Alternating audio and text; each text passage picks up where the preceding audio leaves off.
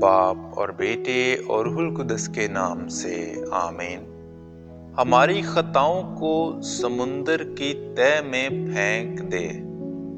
ہمارے لیے آج کی تلاوت میکا نبی کی کتاب، اس کا 7واں باب اور اس کی 14ویں اور 15ویں آیت اور پھر 18ویں آیت سے 20ویں آیت تک۔ اپنے آسا سے اپنی امت یعنی اپنی میراث کی گلہ بانی کر، وہ کرمل کے جنگل کے درمیان تنہا رہتے ہیں۔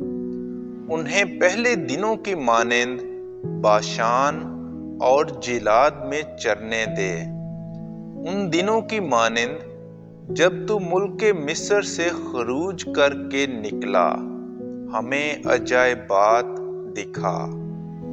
تیری مانند کون خدا ہے جو بدکاری کو معاف کرے اور اپنی میراث کے بقیہ کے گناہوں سے درگزر کرے؟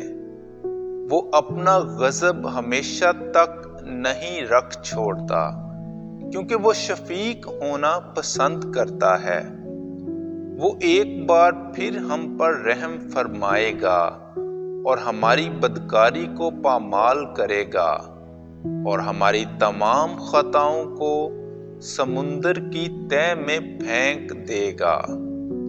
تو یعقوب سے وفادار رہے گا اور ابراہیم کو وہ شفقت دکھائے گا جس کی بابت تو نے قدیم الایام میں ہمارے باپ دادا سے قسم کھائی تھی۔